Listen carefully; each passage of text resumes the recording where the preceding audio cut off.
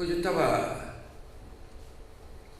para ir a dormir y mi compañera, amiga, quiero hacer una definición y que era muy entendida, bueno, la madre de mis hijos, de mi hijo Facundo. Yo estaba durmiendo y ella estaba más definitivamente durmiendo. No quiero decir para siempre, sino que estaba, no digo roncando, pero ahí, en las postrimerías o en las aberturas. Bien, no lo sé. El asunto es que de pronto escucho unos ruidos fuertes en el cuarto de Facundo, ruido mezclado con pantalla, y como sabía que mi hijo sufría algunas cosas, algún debacle, fuimos al médico a ver qué intestinal a destiempo, y qué sé yo, digo, no estará sufriendo, o como había ido a algún lado que no supe bien dónde, podía estar con algún tema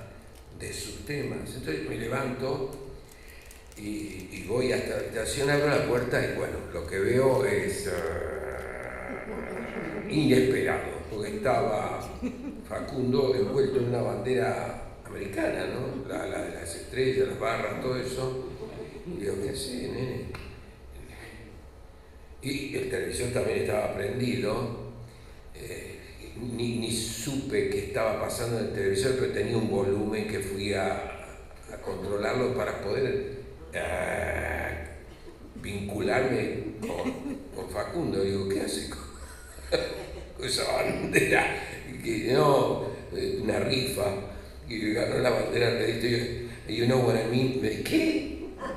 Me dice que en inglés me dice God bless the king, que tal, digo, eso es de Inglaterra, no es Estados Unidos, oh, y empieza a cantar el himno norteamericano, que es, Facundo, ese es el himno nuestro.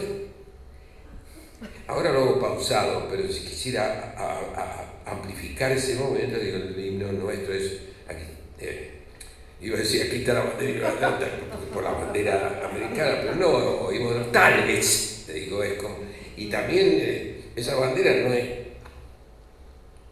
es la bandera de acá. Y todo esto en una. Cantando él. Digo, no, el himno es oh, inmortales, el grito se low in the sky. Entonces hubo una especie de cacofonía, no sé cómo se dice, pero era difícil poder controlar esa situación. Me dice, papá, ¿por qué sos tan boludo? No, hijo de su, papá, no me digas boludo. Y todavía tenía como una especie de humor. En ese sentido, digo, bueno, no me digas boludo, ¿por qué me decís eso? Papá, si le damos pelota a esta bandera, you know what I mean, you know what I'm saying, nosotros, ¿qué te preocupa si somos una colonia? No, porque ellos ahora están enfrente a Venezuela y se están poniendo todo y los venezolanos van a desaparecer en cualquier momento. You know what I'm saying? Ese es el tipo, Trump es el tipo. Ojalá nos dé pelota, que nos va a dar un encaje, que eso se dice, papá, encaje.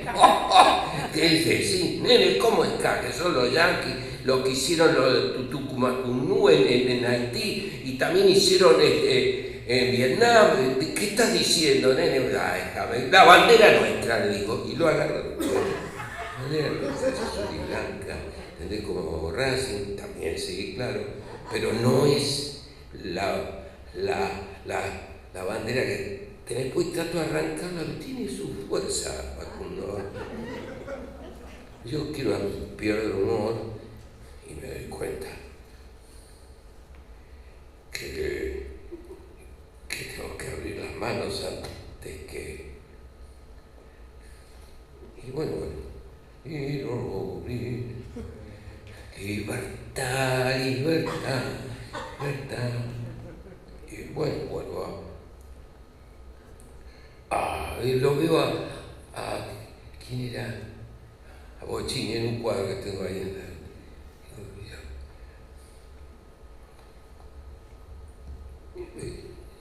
Compañera se dormía todavía, así que me invitó a soñar.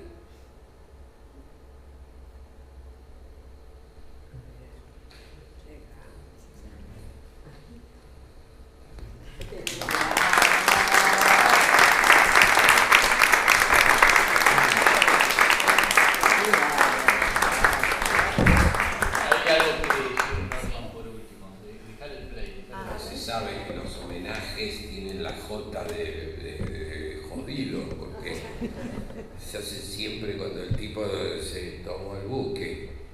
En ese sentido, me parece que el resucitaje en estos tiempos es necesario. Me parece que lo que más necesita la nación, yo soy en contra de cualquier nación, por ser solamente nación, pero por este territorio con su historia que es tan linda y tan fea, me parece que el resucitaje de alguna gente que tuvo este país, de Belgrano, yo ni sé muy bien qué le pasó, pero parece como que invitó a algún indio en Tucumán, después a Jaureche, Ulloa, Tato y otros, un resucitaje haría tal vez a reflexionar que estamos haciendo, que la complicidad civil nos está apuntando en la frente. Sí. Resucitaje para el viaje.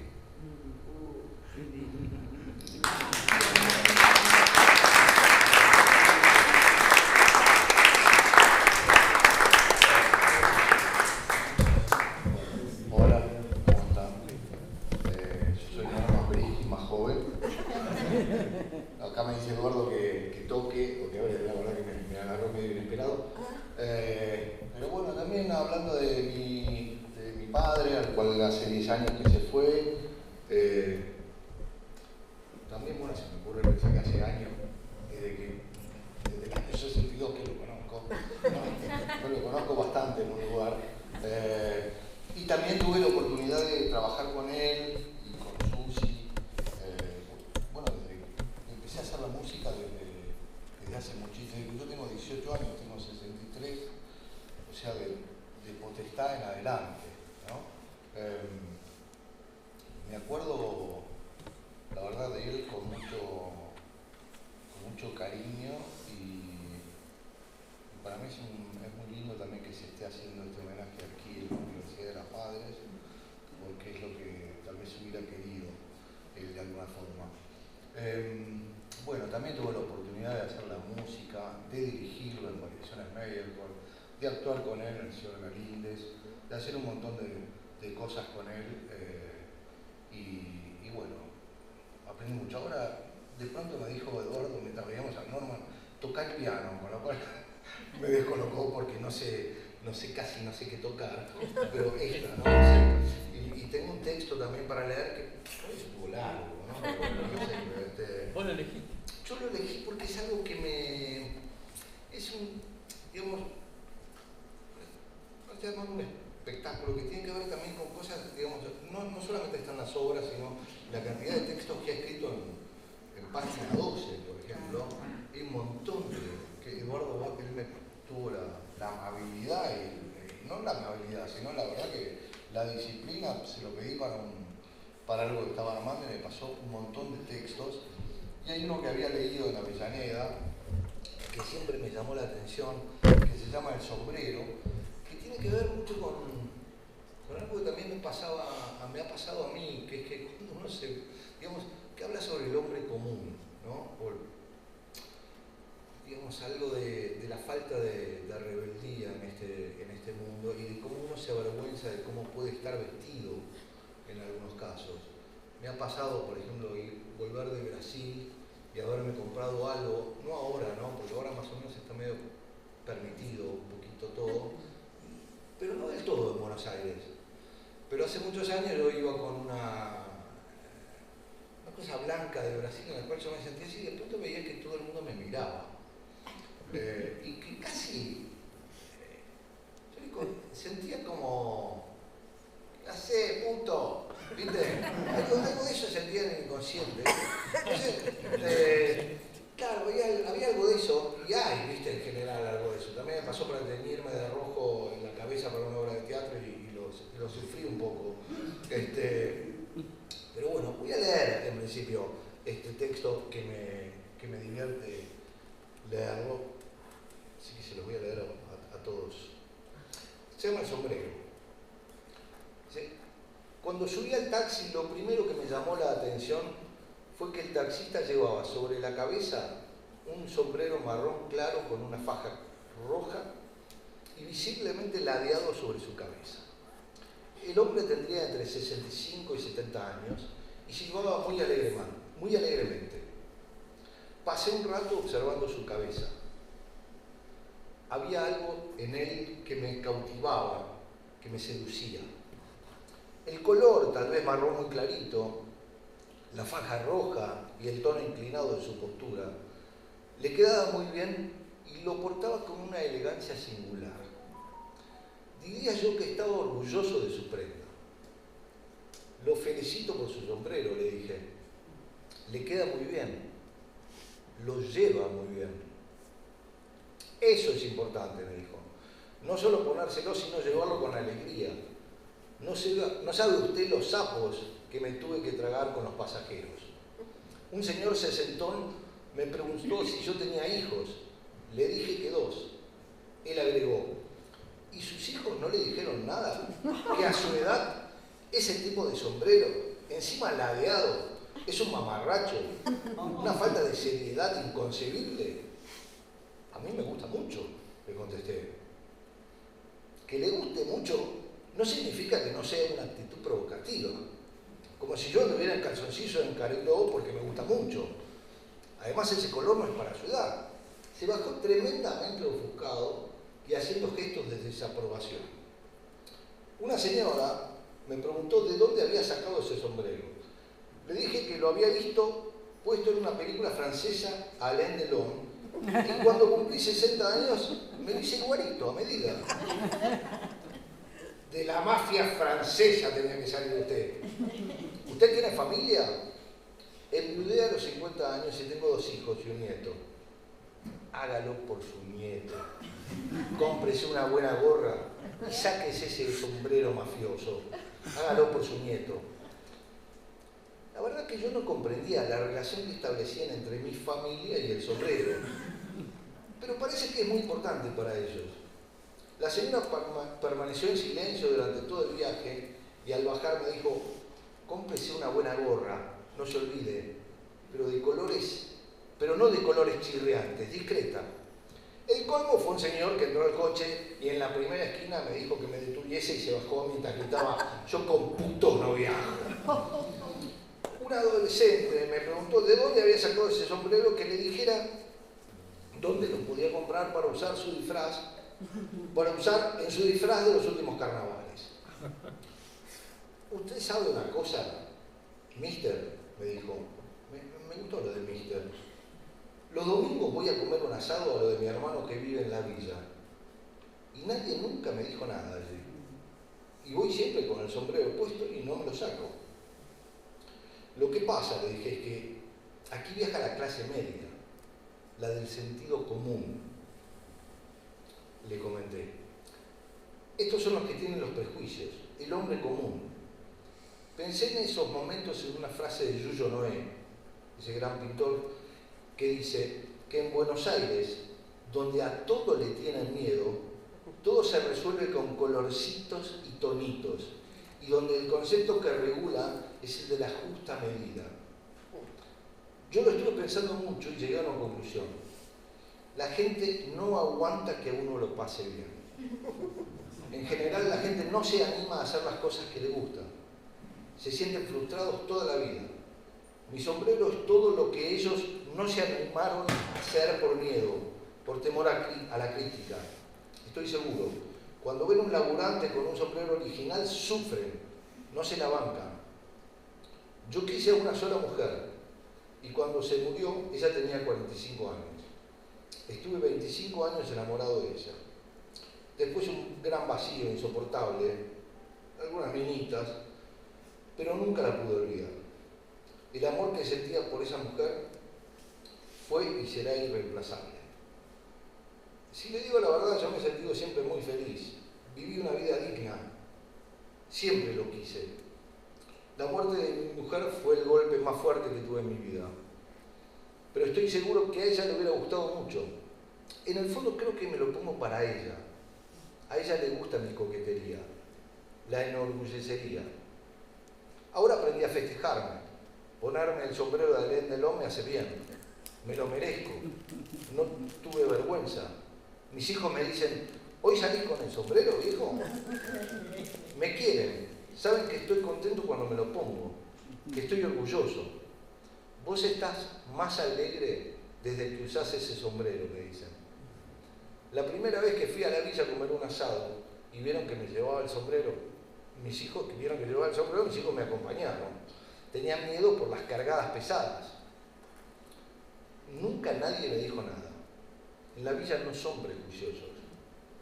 Pero ahora, me dijo, en mis 70 años cometí un solo error. ¿Cuál? Le pregunté. Me enamoré hace 2 meses de una pendeja de 30. Hay un proverbio árabe que dice que el amor a esta edad se sufre mucho.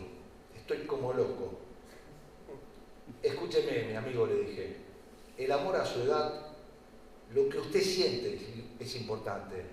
Usted está vivo, más vivo que nunca. Lo importante es haberse animado a enamorarse, sentir todas las alegrías y los dolores del mundo. El amor es como su sombrero, es el riesgo de vivir intensamente. Usted no se jubiló de la vida. Deje que el amor lo invada, es una transfusión de vida. Ahí el taxi paró en Astilleros y Sucre. Él se dio vuelta y me dijo con los ojos llenos de lágrimas: gracias, hermano, sus palabras me hacen bien.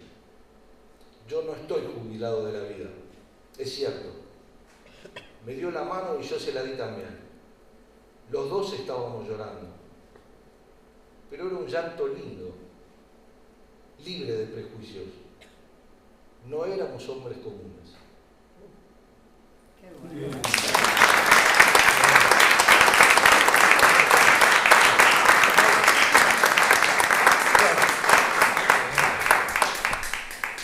Ya que traje el piano acá, voy a tener que tocar.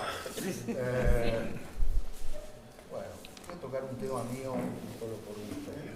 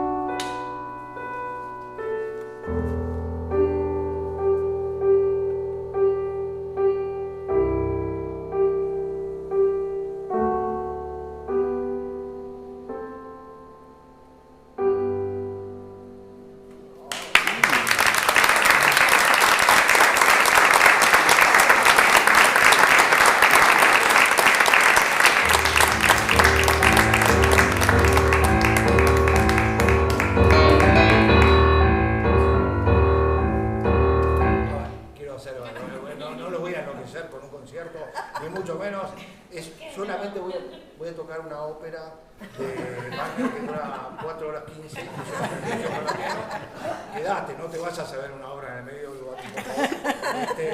No, quiero decir simplemente que cuando hice la música de Potestad, yo tenía 18 años, compuse y grabé en un estudio en Bartolomé Mitre, y era esto.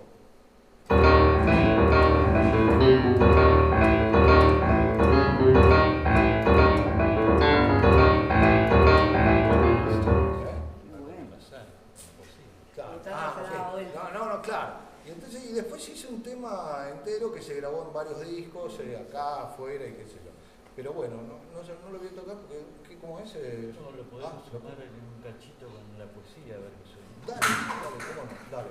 Va la señora Adriana. ¿Tenés una anécdota para Sí, tengo una anécdota. ¿Me escuchan o hablo con micrófono? Con el micrófono. ¿Querés que te tenga yo? Bueno, buenas tardes a todos y a todas.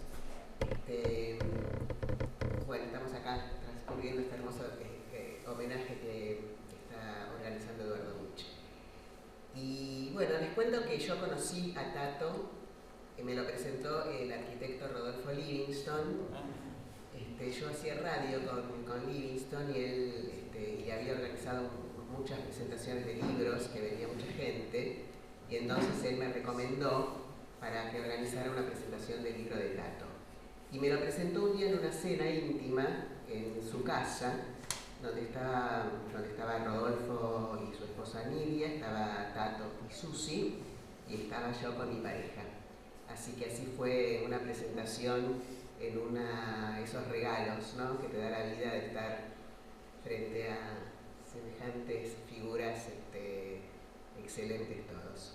Bueno, y a partir de ahí pasé a hacer su prensa y también me ocupé de alguna que otra presentación de libros. Y también yo lo convocaba cuando hacía alguna actividad, siempre trataba de ver cómo podía hacer para que estuviera Tato incluido en las actividades.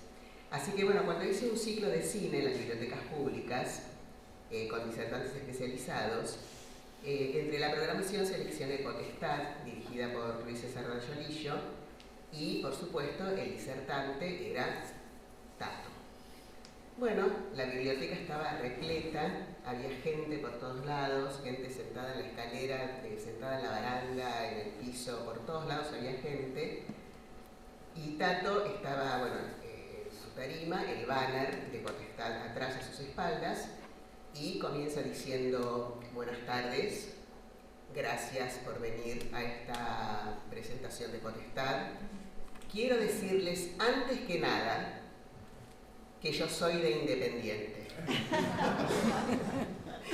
Y así empezó su disertación, que luego siguió, ¿no?, con la subjetividad del represor y demás. Por supuesto, la biblioteca estalló, y él siempre serio, impoluto, siguiendo con su disertación, pero siempre me echaba con su amor por Independiente. Así que bueno, esta es una de las tantas anécdotas que tengo de mi querido Tato, que yo también lo extraño. Bueno, gracias.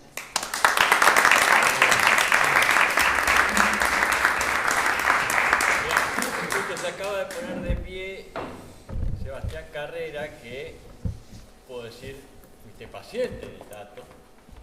18 años. 18 años. Tenemos el título. Estamos... Me dijo él que era el paciente histórico del continuidad. El crónico. El paciente crónico. De mayor continuidad sin interrupción. Ese es el título que tengo.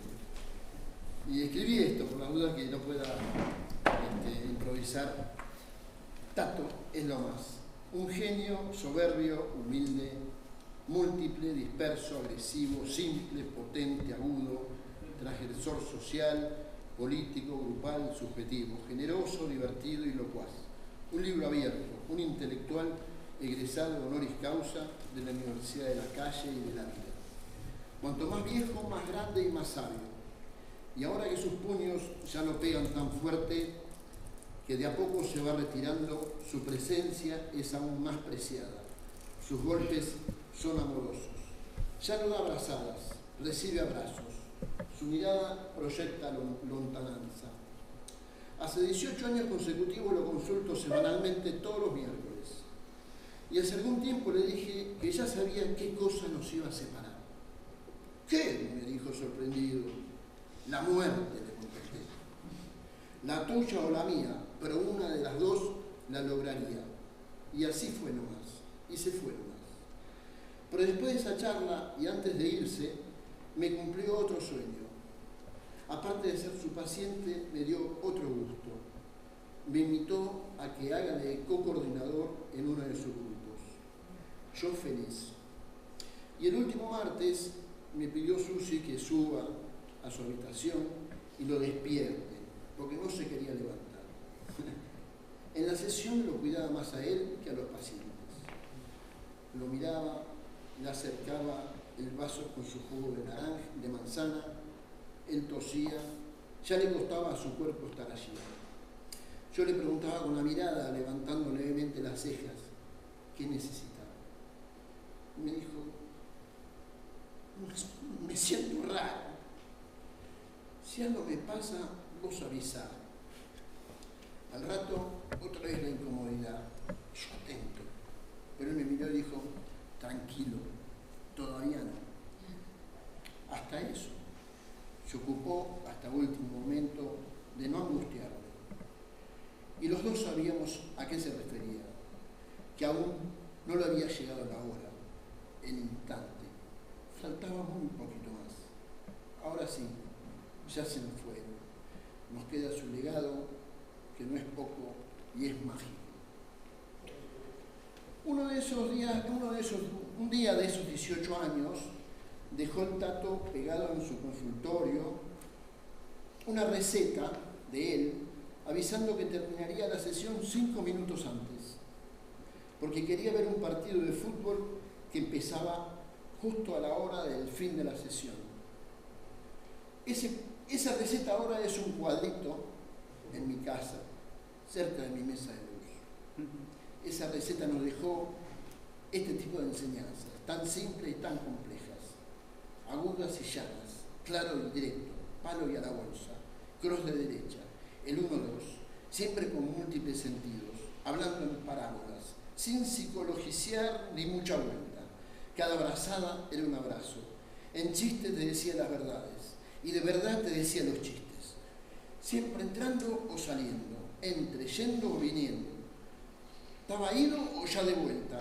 Nunca sabías, siempre te preguntabas, ¿eso es Tato? ¿Tato es eso?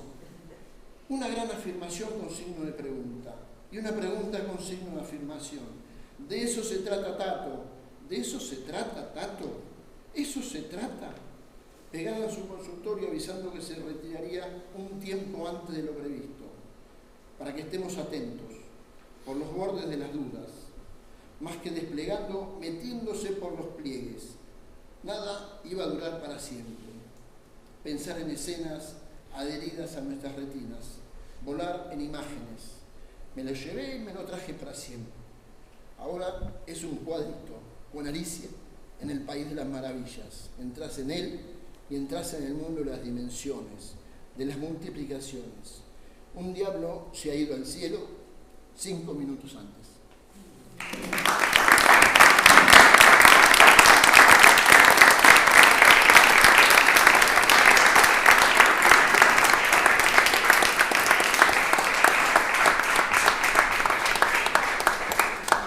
¿Qué pasará en la tierra? ¿Cómo será el mundo? Estelas en la mar, vientos de cambios, nubes de úbeda, puras chácharas balbuceantes dilatarán por pliegues y bordes en busca de múltiples sentidos. Micropolíticas se resistirán, marginales se desplegarán. Habrá exabruptos por los bordes, multiplicaciones no ya de panes sino de escenas, de partes, de rasgos y trazos. Los sinsentidos nos darán explicaciones, el vacío nos llenará de fantásticas ilusiones. Haremos presente el futuro, corporizaremos las imágenes, practicarán las ideas, fuerzas en pugna, volarán diletantes. Dios ha muerto, pero el Tato sigue cumpliendo.